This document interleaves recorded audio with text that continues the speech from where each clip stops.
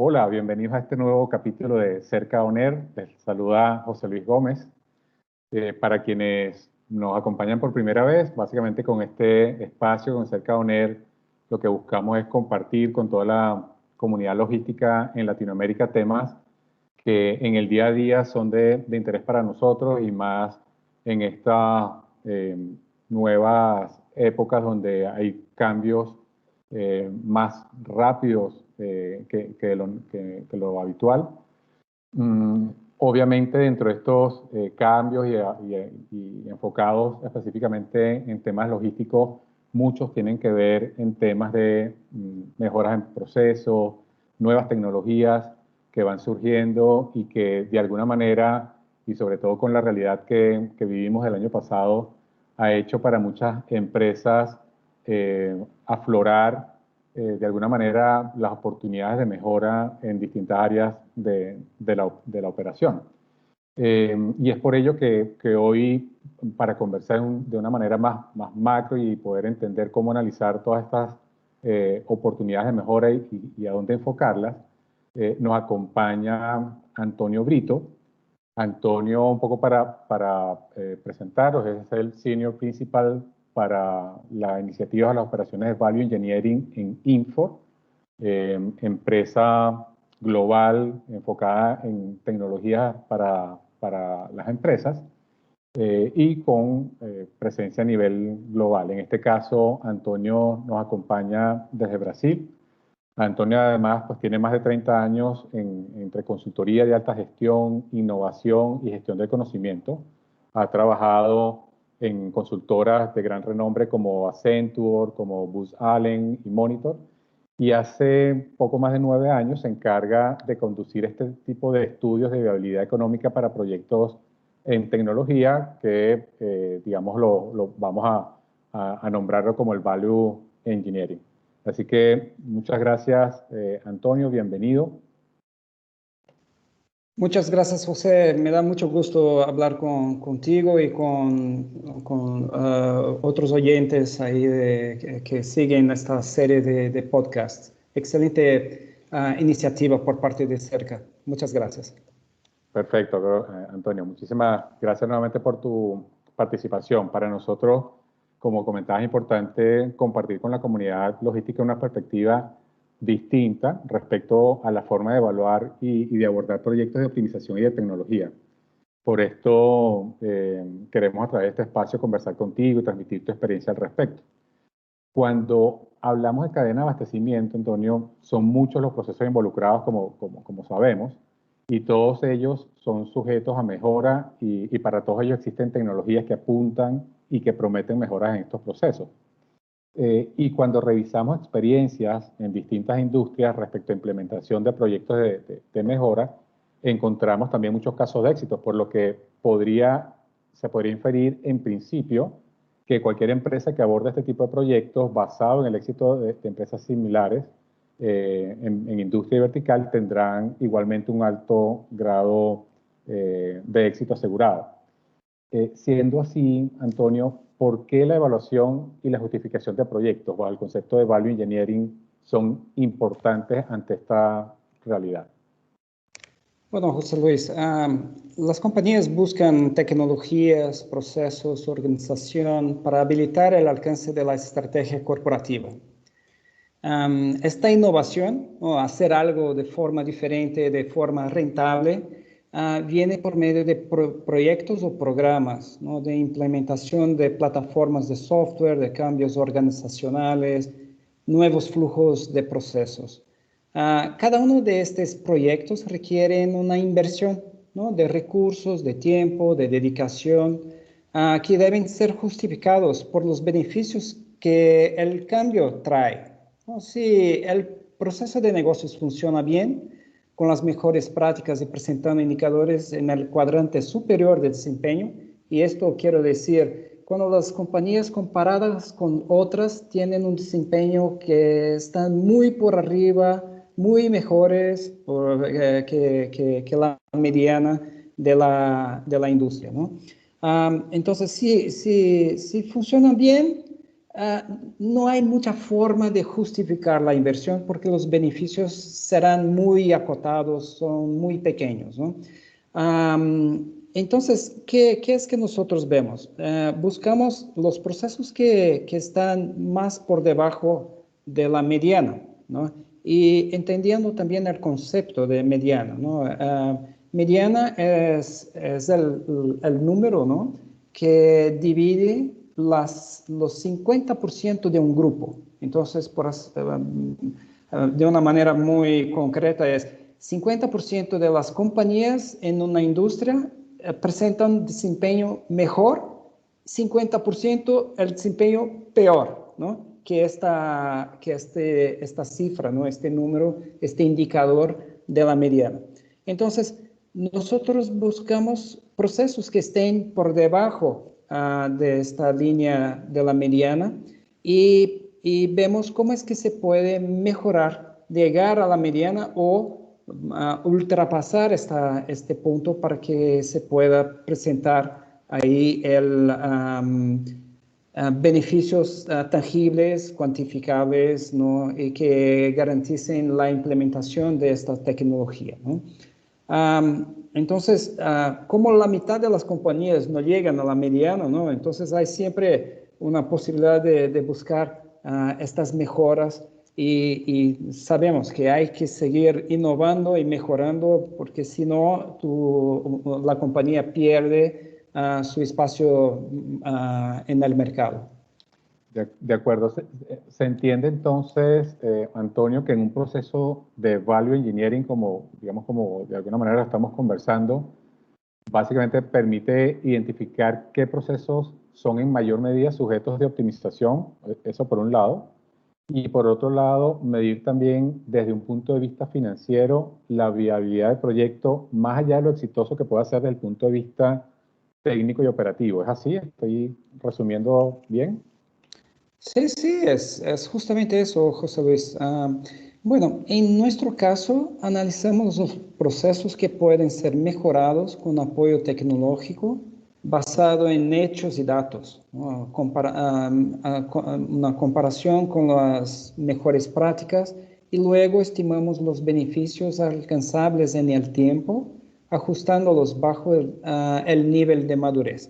Como expliqué rápidamente, ¿no? Entonces, vamos a imaginar un proceso, cómo se ejecuta, cómo se desempeña un proceso. Tú puedes tener un grado de madurez bajo, ¿no? O sea, el proceso no es repetible, no se mide, cada vez que tú haces este proceso, lo hace de una manera diferente, es muy manual, entonces esto presenta un grado bajo de madurez. Hay otros que ya tenemos una plataforma, la plataforma funciona, una plataforma tecnológica funciona, hay ciertos procesos, están documentados, los resultados son más o menos predecibles, pero todavía se ve que hay posibilidades de mejora.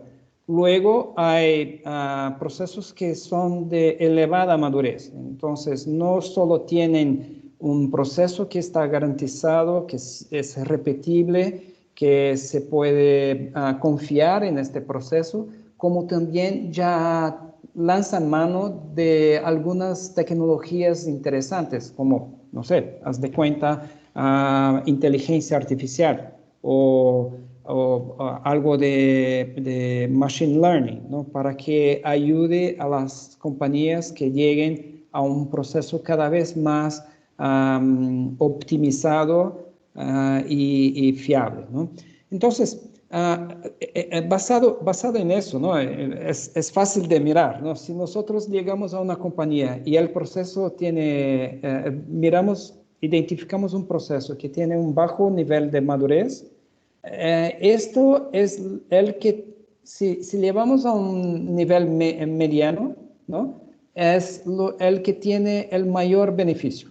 Bueno, entonces, sale de 0 a 50%, es un montón por ciento, ¿no? Se multiplica el desempeño por muchas veces. Ahora, si ya tiene un proceso funcionando y tú quieres llevarlo a un grado más elevado de madurez, la inversión para que se llegue a este grado elevado de madurez es muy alta en comparación con el beneficio que genera, ¿no? Entonces, por ejemplo, una compañía que ya tiene los procesos de supply chain implementados, ya se ven los indicadores, los procesos están bien armados. Si vamos a incluir el tema de inteligencia artificial para que se gane un 1%, 2% de efectividad en el proceso, la inversión en tiempo, recursos y dinero, ¿no? Esto puede impedir que se implemente esta nueva tecnología.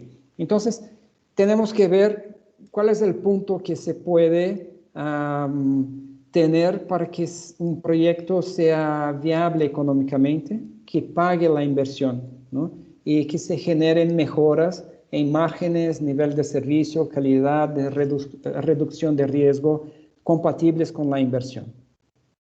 Me queda claro, Antonio. Y obviamente mirando el contexto general de toda la operación de la empresa. Ahora, Antonio, haciendo un poco digamos, si miramos hacia atrás quizás un par de décadas o más, hubo un tiempo en que los proyectos, especialmente de tecnología, estaban enfocados principalmente a eficientar los procesos administrativos como tal, el back office. Luego fueron los que más proyectos de cara a que las compañías pudieran mantenerse trabajando en aquel famoso boom del milenio, de que iban a dejar de trabajar los sistemas por el cambio de milenio, etc. Luego, más adelante, una explosión de proyectos en portales de Internet, en CRM, pero más recientemente, ya en la última década, un poco más, las compañías hablan principalmente, o al menos en el entorno en el que nos desenvolvemos, de mejoras en la cadena de suministro. A tu entender, que estás continuamente en estos procesos de evaluación, ¿a qué se debe esta realidad? Básicamente es por el siguiente, ¿no? Había muchos recursos, había mucho dinero parado en los procesos que no agregaban mucho valor a la operación.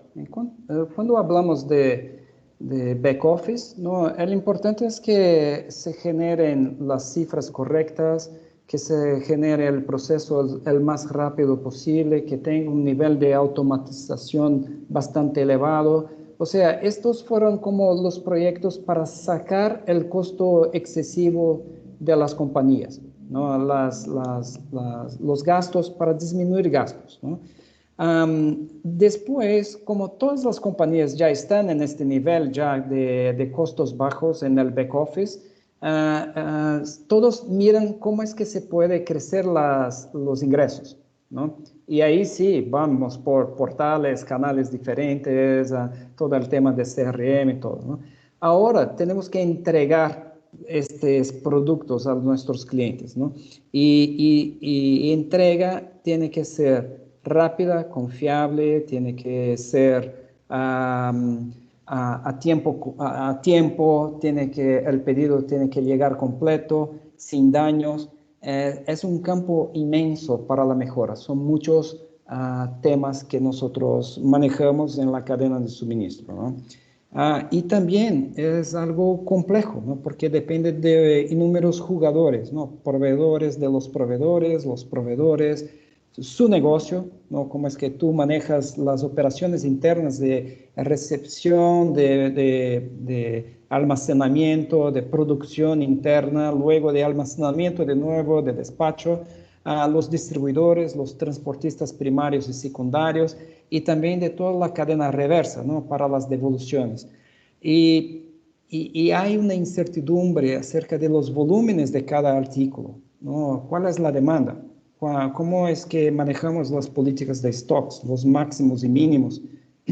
¿Cómo es que se manejan los riesgos en el camino que existen, ¿no? Entonces son las quiebras, los paros, el clima, fiscalización. Entonces hay muchos factores que afectan los beneficios de una cadena de suministro. Luego, la gente mira todo este tema, ¿no? Cómo es que se entrega, ahora con ojos, con una lupa, ¿no? Para que se pueda disminuir cada vez más los costos, disminuir los riesgos, mejorar el margen del negocio, porque con un nivel de servicio elevado, el cliente regresa siempre y quiere más de tu compañía. Entonces, como las compañías están cada vez más mirando este tema para que se pueda ser más fluida, que que los productos lleguen al destino de una forma segura y con bajo costo. Sí, está claro, y cada vez más esa exigencia del mercado es mayor y obviamente el hecho tan simple de poder llegar con ese producto a tiempo y en las condiciones que lo pide el mercado o el cliente final, tiene detrás de sí toda esta serie de procesos que mencionas y todas estas variables. Sí, Y ahí sí. sería interesante, Antonio, entender en tu experiencia, y de antemano pues sabemos que cada empresa es distinta, pero en tu experiencia, ¿cuáles son los principales factores de mejora en la cadena de suministro? No, esto es un tema para un podcast completo, ¿no? Pero los principales, José Luis, son los siguientes, ¿no? Normalmente nosotros vemos cuáles son los factores que pueden ayudar, que permiten estimar los beneficios de un nuevo proceso con una nueva plataforma tecnológica, ¿no? Entonces, partimos por aumentar la certeza de la proyección de la demanda, ¿no? Porque una vez que nosotros sabemos bien cómo la demanda se comporta, nosotros tenemos un reflejo inmediato en inventarios, ¿no? Si hay una variación menor, ¿no? Se disminuyen los inventarios. Puedo trabajar con stocks de seguridad más bajos. Entonces, y inventario es dinero, ¿no? Es dinero atrapado, es recurso atrapado de la compañía que se puede invertir en otros puntos, ¿no? Luego, todo el tema de las llegadas y salidas, ¿no? Entonces, automatizar la recepción, las operaciones en los almacenes, que es el almacenaje, la ubicación y preparación para despacho, y el despacho para que se puedan liberar los recursos humanos de la operación. Tú vas a trabajar con una plantilla menor, con menos mano de obra, por así decir, ¿no? Una mejor visibilidad, ¿no? Como estamos hablando que es una cadena de suministro y tú tienes que ver como 2, 3 eslabones atrás y 2, 3 eslabones adelante, ¿no? Cuanto más visibilidad tiene de toda la cadena, mejor es el entendimiento para que tú puedas manejar esto a tiempo, ¿no? Esta visibilidad precisa, por así decir, ¿no? Para que se pueda disminuir las compras adicionales, las pérdidas por caducidad y aumentar el nivel del servicio al cliente. Tú ves, es todo un tema de cómo es que se puede entender mejor el comportamiento de la cadena y de esta forma aplicar esto internamente para disminuir stocks, para mejorar la calidad de servicio, del nivel del servicio, perdón, y para trabajar con un grado menor de recursos, ¿no? Bueno, y además la visibilidad permite también eliminar las diferencias de existencias de stocks, ¿no? Que quita tiempo en el conteo y en el trabajo de auditorías. No olvidemos, ¿no? Cuando llamamos las auditorías para verificar si estamos operando de forma eficiente, si estamos operando de forma correcta, el tiempo de los auditores también costa, ¿no? Y si nosotros tenemos una forma de tener certeza que lo que está registrado en la contabilidad y lo que está en el almacén son iguales, ¿no? Esto nos permite también disminuir los costos de auditoría, ¿no?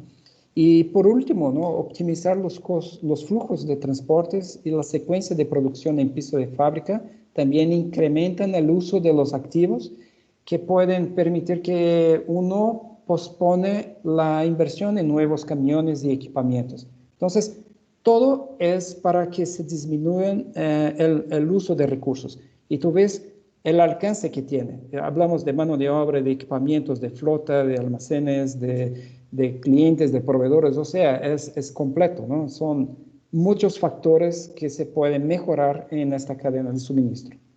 Perfecto, Antonio. Yo creo que con eso queda pues bastante claro la importancia de este tipo de análisis. Obviamente, pues aquí ya habrá cierto nivel de inquietud en cuanto a qué implica este proceso. Entonces, por qué no? Te propongo profundicemos entonces en lo que es el Value Engineering y cómo se da la secuencia de actividades para un estudio de este tipo. Sí, bueno, el estudio de Value Engineering tiene una secuencia bastante probada ya, ¿no? Hicimos, no sé, yo básicamente, yo conduzco como 20 a 30 estudios sobre Value Engineering por año. Y esto viene todos los años y todos mis colegas alrededor del mundo emplean la misma tecnología, ¿no? La misma metodología, perdón. La secuencia es la siguiente. Nosotros hacemos un levantamiento de datos, ¿no? Del cliente, ¿no? Para que nosotros podamos, en primer punto, hacer una comparación de los indicadores de operación con benchmarks. Entonces, ¿cómo está operando? Por ejemplo, ¿cuál es el giro de inventarios? Esto es un tema. ¿Cuál es el costo de transportes? ¿Cuánto es el nivel de servicio al cliente? ¿Cuál es el OTIF, no, On Time in Full, que el cliente proporciona que la compañía proporciona a sus clientes, ¿no? Entonces, esto arrancamos de ahí. Con eso, nosotros podemos identificar cuáles son las prioridades de estudio, ¿no? En segundo punto, hacemos una evaluación del beneficio posible de alcanzar bajo las condiciones específicas de su negocio con el área operativa. Entonces, esta distancia entre cuál es el indicador que desempeñan hoy y cuál es el posible. Y esto se puede cuantificar, ¿no? Luego regresamos y hacemos una validación con el equipo financiero para alinear los beneficios cuantitativos del cambio, ¿no? Entonces, si el área operativo entiende que esto es alcanzable y el área financiero mira las cifras que nosotros generamos y dice, bueno, esto sí suena, esto sí es posible, esto sí es medible, es cuantificable, vamos adelante, ¿no? Y a partir de ahí hacemos algunas operaciones, algunas etapas internas, o sea, del punto de vista de quién va a implementar la solución y va a entrenar a la gente, cuál es el tiempo para hacer la inversión y el inicio de la captura de los beneficios, ¿no? Cuánto tiempo de proyecto, por así decir, ¿no? Entonces, pagamos hoy, implementamos, arrancamos. A partir de este momento, ¿cuánto tiempo llevamos para generar los beneficios, ¿no? Y así capturarlos para hacer eso, ¿no? Para justificar el proyecto, ¿no? El quinto punto es un análisis de beneficios sobre la inversión necesaria, ¿no? El famoso ROI, ¿no? El Return Over Investment. Y el paso 6 es una presentación del caso de negocios al patrocinador del cambio y para que las áreas que aprueben la inversión y la liberación de los recursos al proyecto. Y por último, hay dos etapas importantísimas, ¿no? Que es la implementación y seguimiento de los resultados del cambio y los ajustes en la implementación para que se pueda comprobar la captura de nuevos beneficios. Entonces, de una forma un poquito más resumida, nosotros hacemos una comparación con indicadores de mercado a partir de los datos levantados con el cliente. entendemos cuál es el beneficio cuantificable, vemos cuál es el tiempo de la inversión y cuánto tiempo empieza a generar beneficios. Validamos todos estos datos con el equipo del cliente operativo y financiero y presentamos todo eso para los patrocinadores para que se pueda mover. Una vez implementado, nosotros regresamos y medimos los resultados para que se pueda comprobar que estamos en la dirección correcta, o entonces proponemos cambios o ajustes en la implementación para que se pueda capturar el beneficio. Perfecto, está muy claro el proceso, las distintas etapas. Y mencionabas, de hecho, como primer paso o como primera etapa, precisamente la comparación con respecto a la industria, ¿no? Poder medir para entender realmente la oportunidad de mejora. Sí. Y ahí me queda la curiosidad, Antonio, ¿de dónde se obtienen esas referencias para la comparación? ¿Contra qué se mide? Normalmente nosotros utilizamos algunos benchmarks publicados de mercado. Entonces, hay muchas consultoras que publican eso, ¿no? Entonces, las grandes consultoras tienen estudios operativos, ¿no?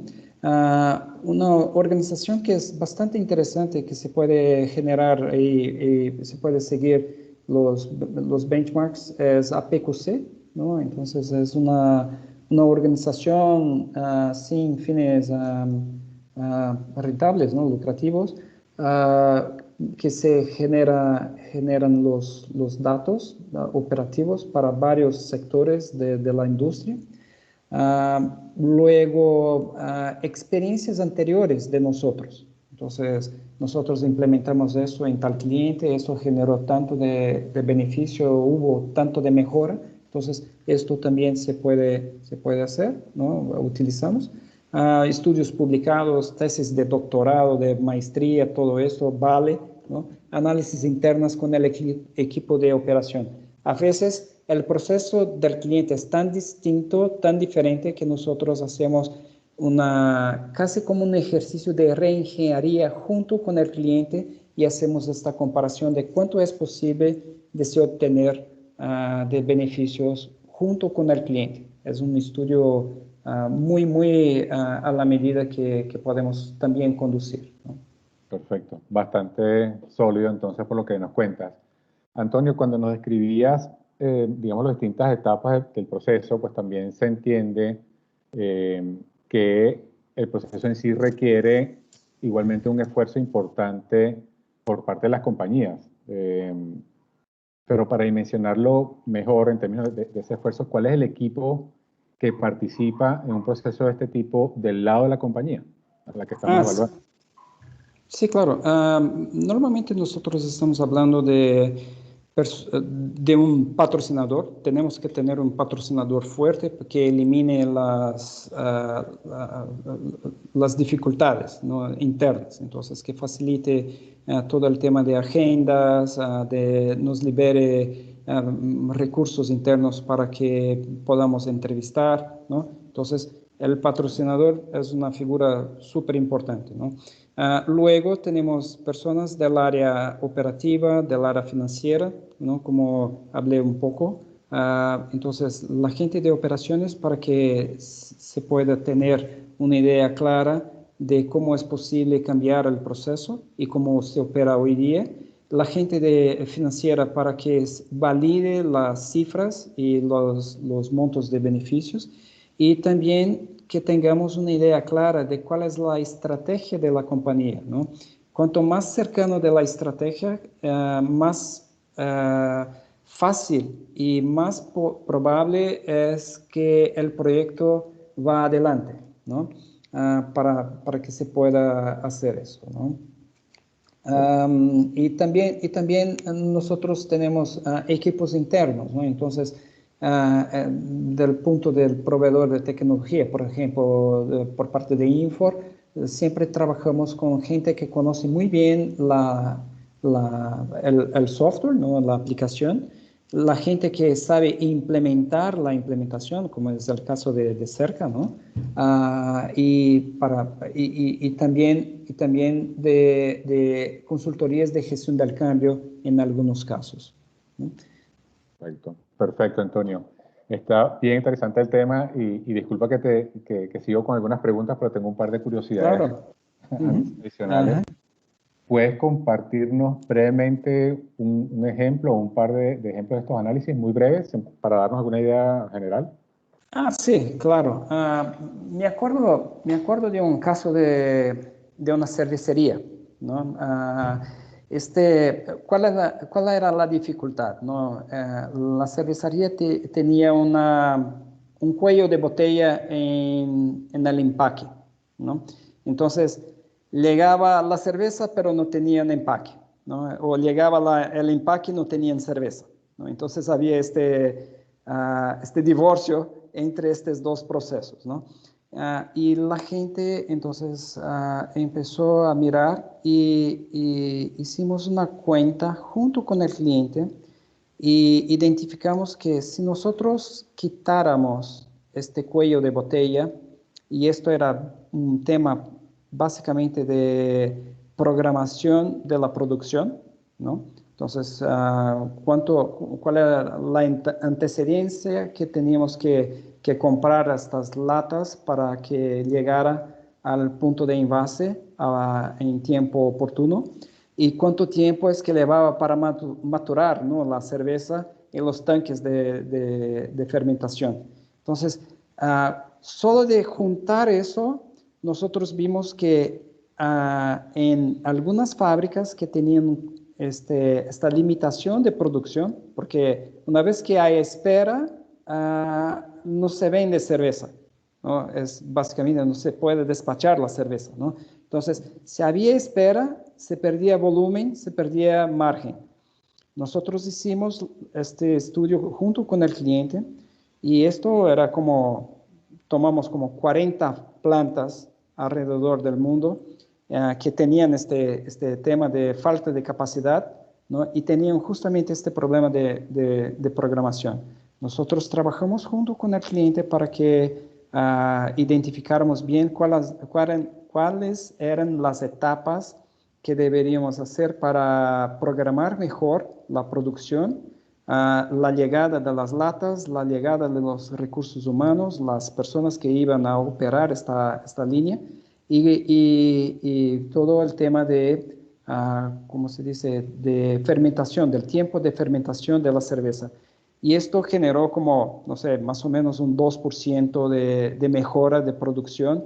Y 2% de producción es básicamente, se genera como una rentabilidad increíblemente elevada, ¿no? Porque cerveza es básicamente, ¿no?, 10% costo de producción, ¿no?, de agua, de insumos, de algo así, ¿no?, de empaques es como un 30% y 60% es margen. Entonces, 2% de una fábrica que estaba demandada, que tenía demanda de mercado y logra aumentar la productividad en 2%, significaba como 1,2% directamente en la línea de rentabilidad, de margen operativa del negocio. Entonces, y de 40 fábricas alrededor del mundo. Entonces, imagínate cuánto es que este negocio generó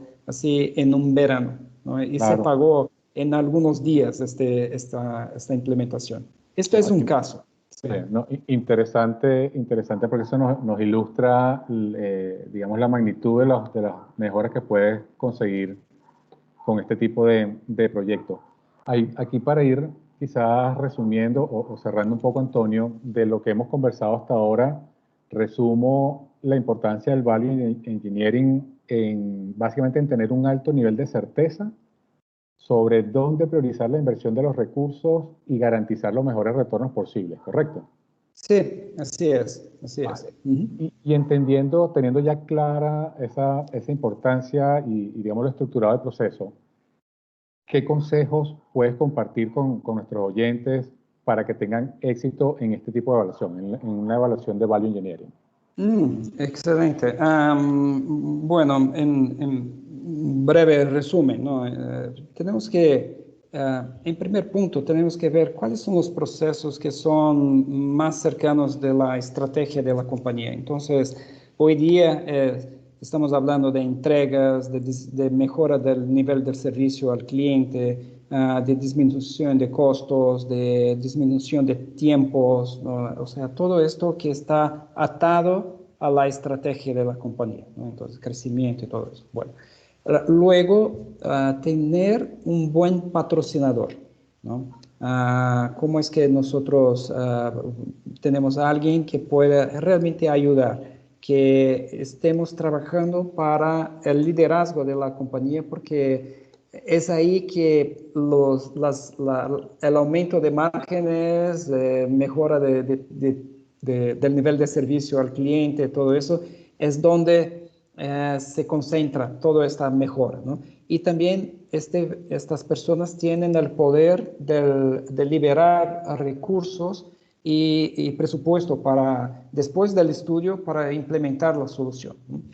Entonces, una vez con eso, es conducir el proceso basado en datos, en hechos, hacer las comparaciones correctas con benchmarks, analizar bien los procesos, crear algunas de estas situaciones, como el caso de la cervecería que comenté hace poco, ¿no? Que es un caso bastante interesante, y conducir las validaciones internas con el cliente, para que el cliente esté confortable con los temas que van a cubrir en el momento que se implemente, ¿no?